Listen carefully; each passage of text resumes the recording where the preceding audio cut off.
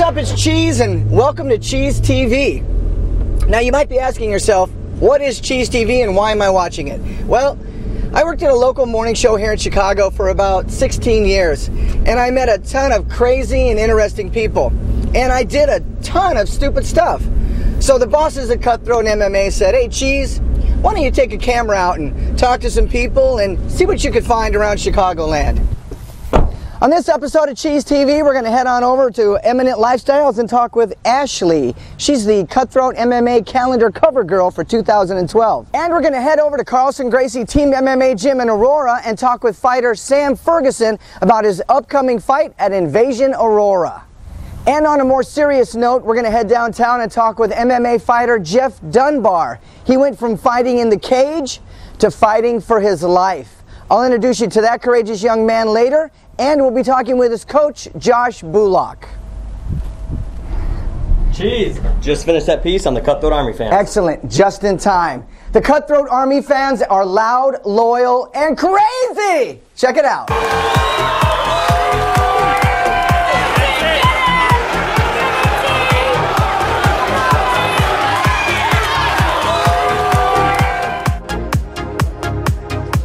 Because we like the punching in the faces. Yeah. Because I like watching men fight each other. I like the blood. Alright, we're here for Camp Carp. He's about to whip some ass today and get his title. Enough said. Let's go Camp Carp. Go Carp! Woo! Here for Camp Carp.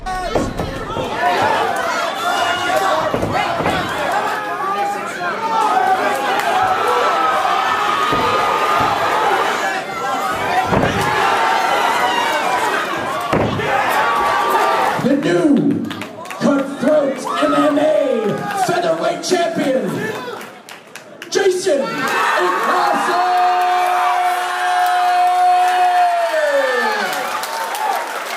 Hi, my name is Sabrina. I'm here tonight to see Dylan Kowalski. I love him because he has the coolest hot dog tattoo. I'm here at Clash at the Kill to see Dylan Kowalski fight and kick some ass. And we're here to see Dylan. Yeah, otherwise known as Hot Dog or the Serial Killer. Dylan Kowalski! Yeah!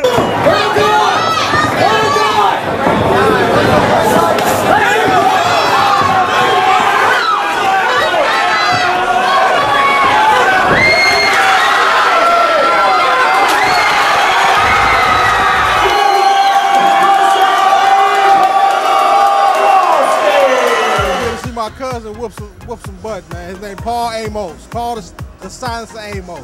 Yeah, I got two buddies fighting, Brandon and Mike O'Connor. Paul the Silence of Amos, that's what I'm coming to see. Paul Amos, because I've been knowing him for a while as a friend, and I saw him prepare and train really hard for this, and so I think he's going to win, and so therefore I'm supporting him.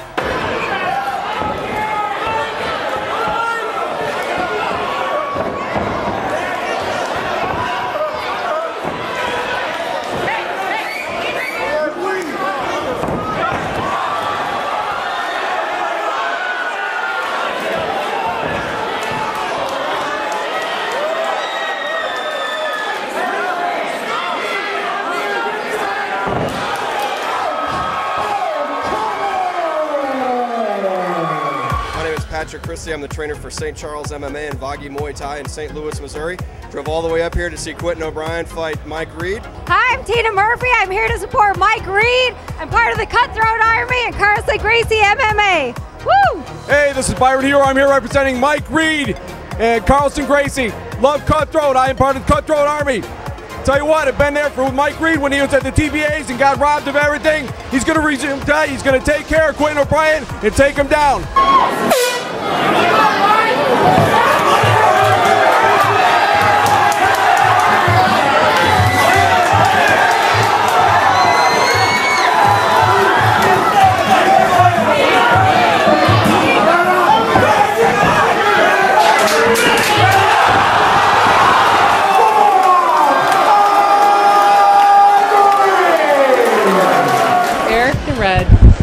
To win tonight and keep the title. And we are here to see him do it. My name is Dan Ortiz. My favorite fighter is Eric Rasmussen because he beat my ass. I love this promotion because they throw the best fights. How could you not love Cut Throat MMA? Do it. I'm Dan, the North Avenue Beach. I'm Dan, the North Avenue Beach bad boy. And I'm in the Cutthroat Army. And Eric Rasmussen whooped my ass. And I'm in the Cutthroat Army. The North Avenue Beach bad boy, Dan Ortiz.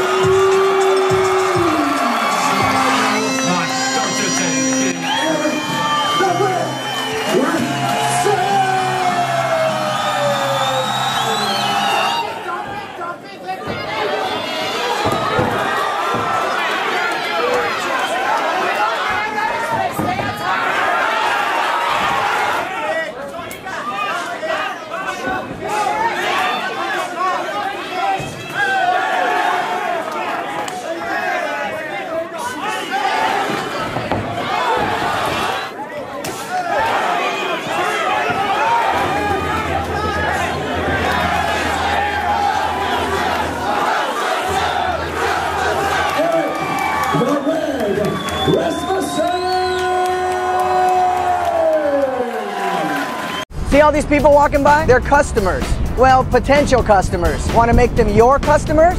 Show them your MobSolve. By showing them your MobSolve, they know that there's a money-saving coupon waiting for them on their smartphone for your business. By using MobSolve, you're showing your customers that you care about them and the environment. No more time wasted clipping coupons because your coupon is on their phone. To turn all of these people into your customers, go to mobsolve.com. That's MOBSAV.com. Join the mob. Cheez TV.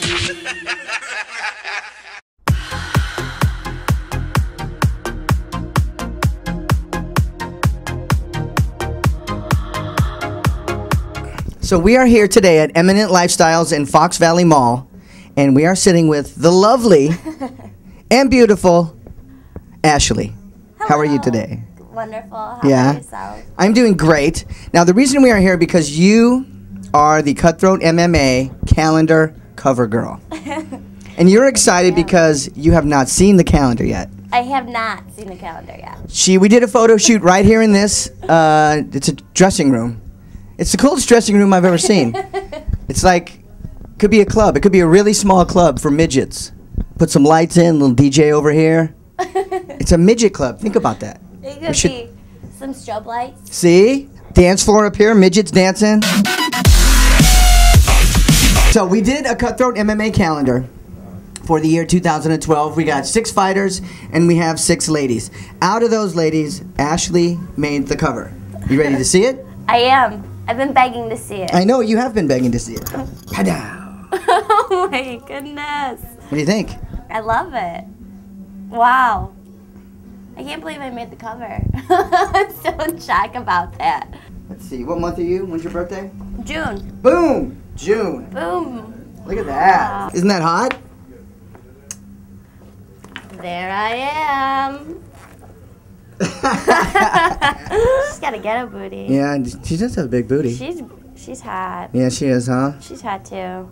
What about him? No. No?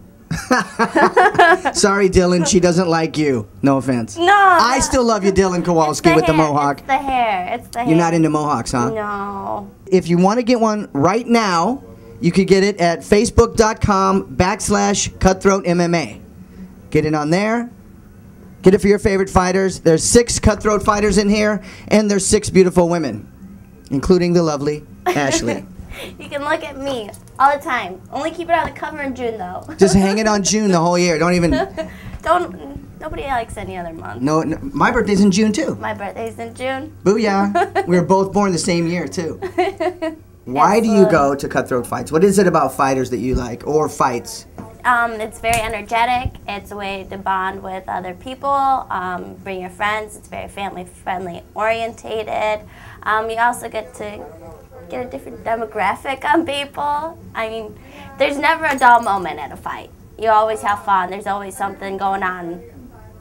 What is it that makes Eminent Lifestyles and Cutthroat MMA such a good partnership? Cutthroat MMA and Eminent Lifestyle go hand in hand because I'm going to supply the gear. I mean, fighting is a lifestyle, and not everybody cuts it. It's from what you eat, how you train, and there's a limited amount of spots where you can get training gear. So now you work at Eminent Lifestyles in Woodfield Mall. I do. That's the second biggest mall in the country, right?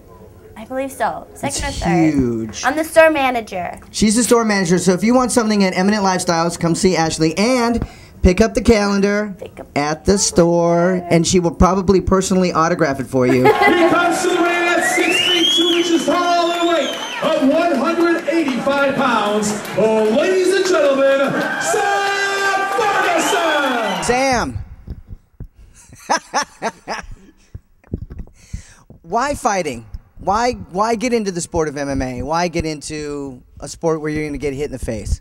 You know, I played football for a while.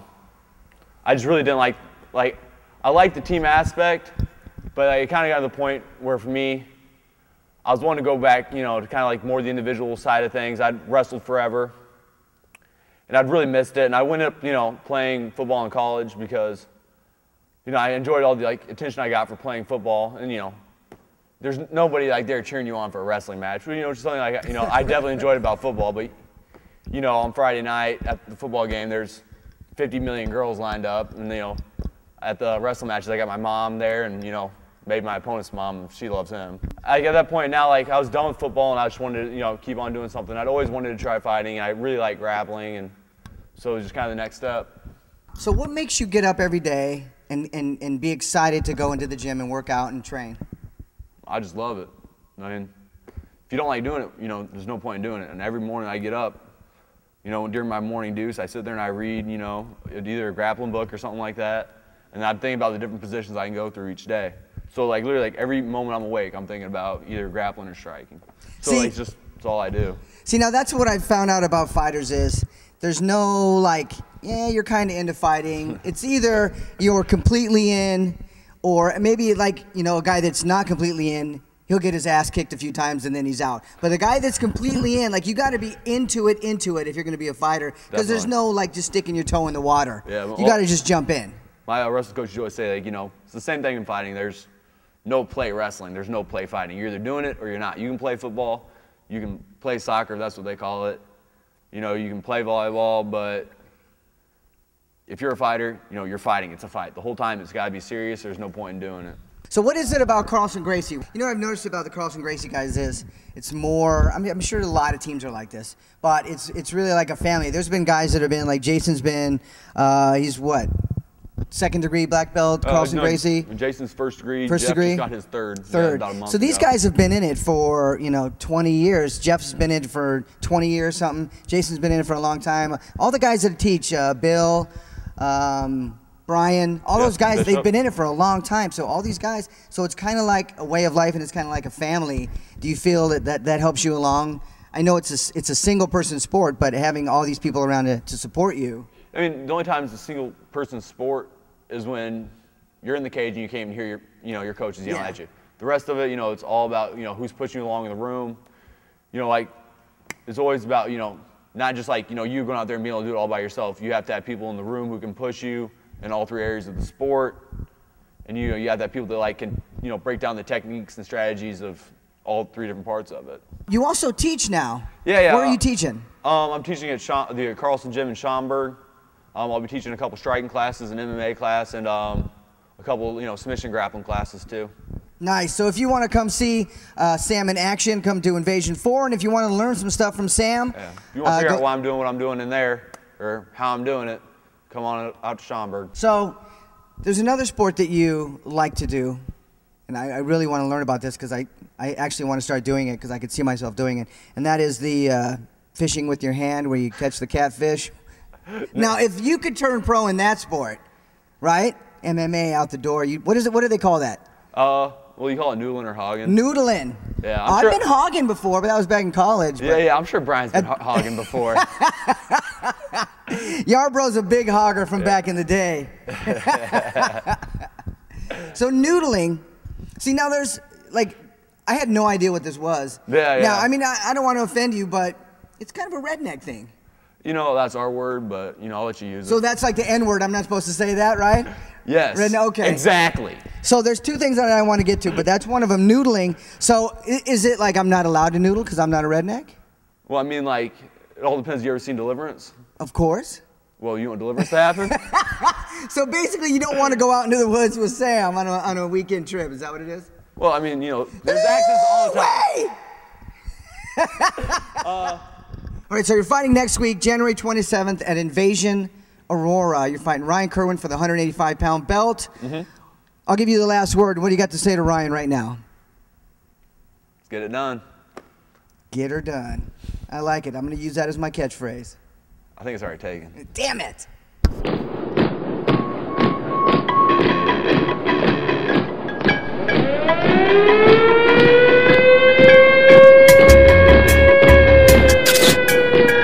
What's going to be next to you, Sam? 185 belt. It's right for the 185 belt.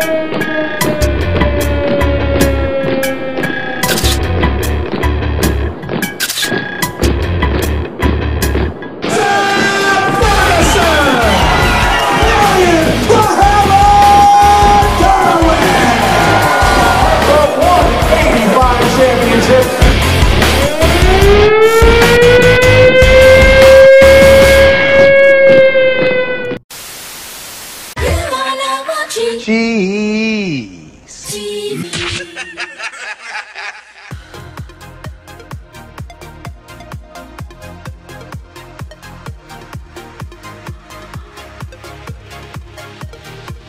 We're here at Josh Bullock, the coach, owner of No Comment Gym here on, is this the south side, west side? Southwest side. Southwest side of Chicago, No Comment. Well, first off, where'd the name come from, No Comment? One of the first guys when we just started doing this stuff decided, you know, we didn't want to talk, you know.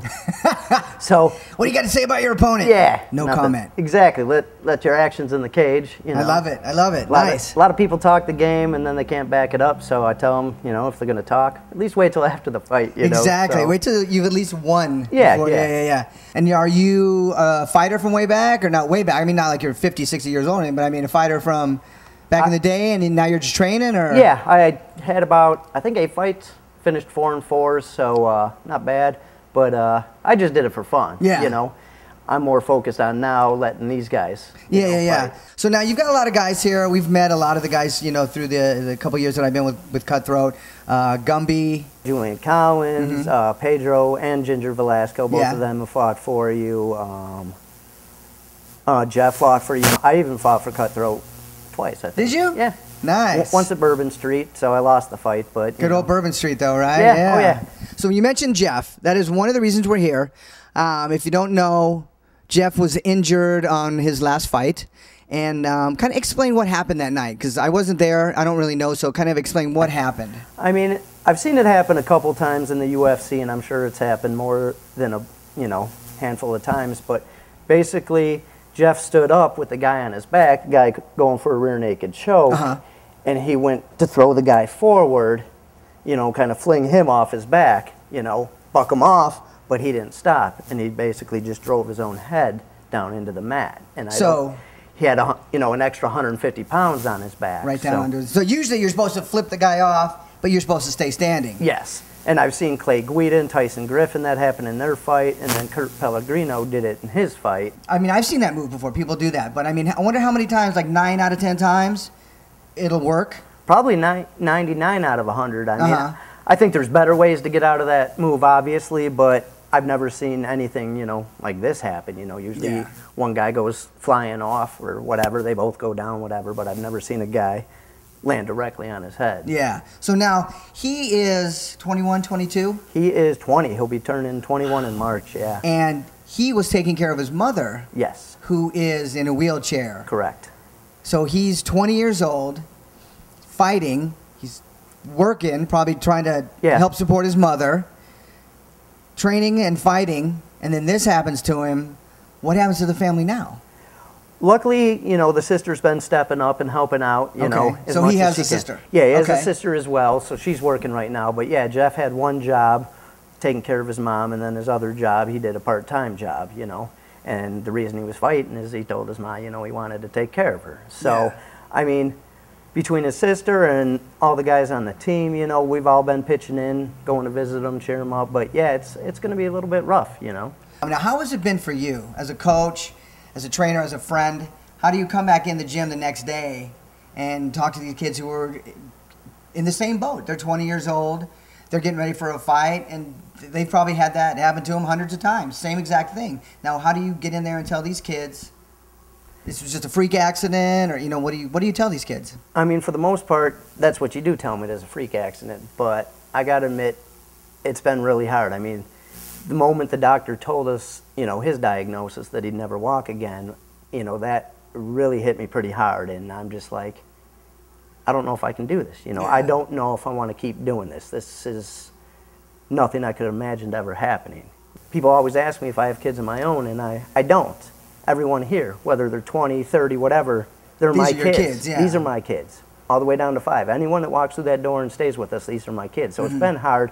And I mean, a couple days later when I went to see Jeff, someone had told him, you know, what I was saying and that. And he got on me big time. Did he? You know, he told me, you can't quit. You know, there's so many people counting on you, all the kids in the neighborhood, and everyone else is counting on you. So, I mean, that helped to get a little easier, but it's, you know, it's still rough. And especially once I climb back in someoe's corner, you know, at our next fights, I don't know how I'll take it. It's going to be a little different. He comes to the ring at 6 feet tall and a weight of 155 pounds. Oh, ladies and gentlemen, welcome to the cage, Jeff Dunbar!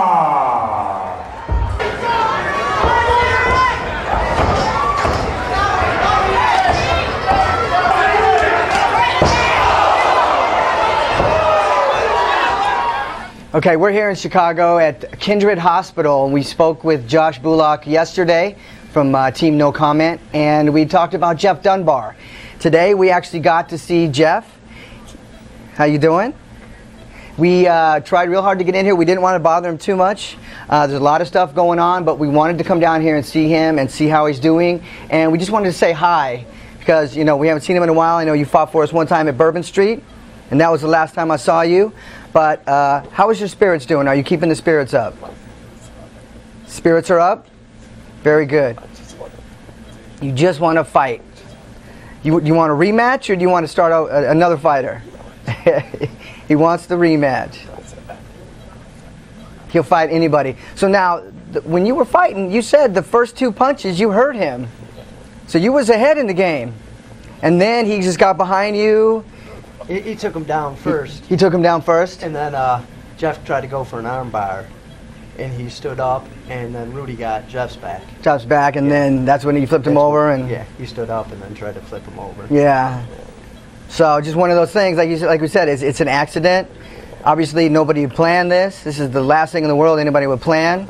It's just one of the things that it goes with the sport. You take a chance. Every time you get in that cage, you take a chance. But it looks to me like you would do it all over again. As soon as you get out of here, you're going right back. Right back to No Comment. Get back with the family. You got to get your body together. Well, I think, you know, hopefully we can see that happen. Just keep the spirits up. And if anybody wants to, you know, come by and see Jeff, if you fought Jeff, if you're a school friend of his, if you're a family friend, come by and say hi, because nothing lifts the spirits more of somebody that's in a hospital like this. Is, you know, no offense, nobody likes to be in a hospital. As nice as it might be, nobody likes to be in a hospital. It's, you know, just one of those things. But it's always better if you have a visitor come by and say hi and just talk. Hang out, watch TV, and you could root on Tim Tebow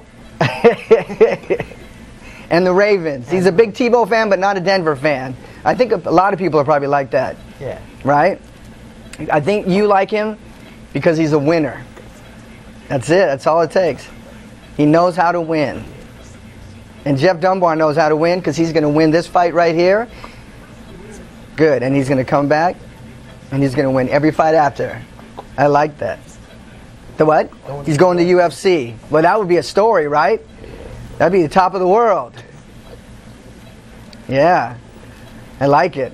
Well, come by and see Jeff. You know, obviously you got to make plans with his coach or his mom, but just come by and say hi and hang out with him and keep his spirits up. And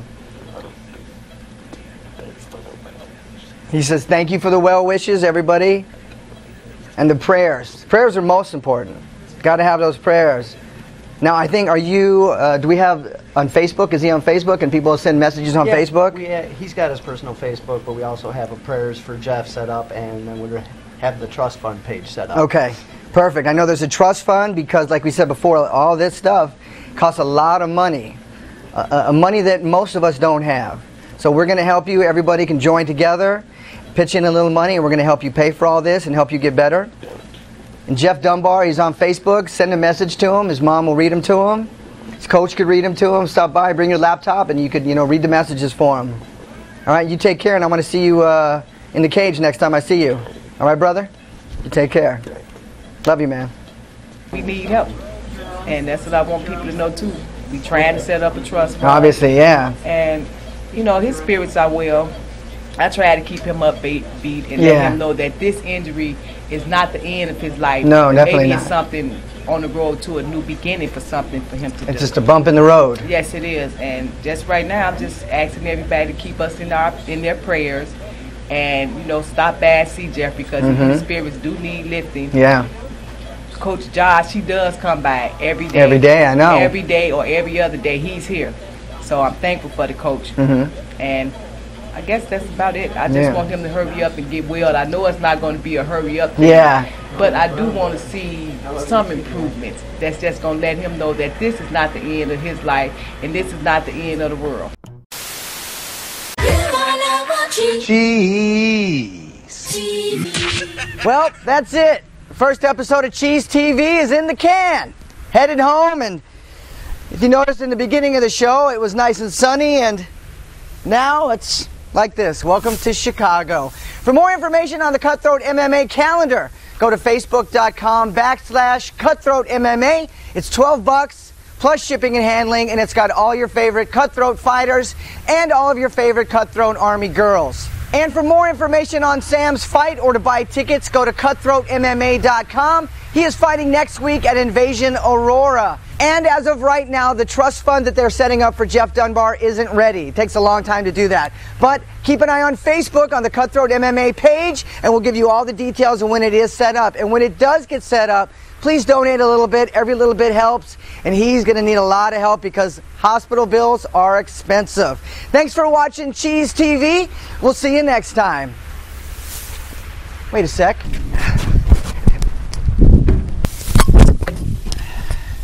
Yeah!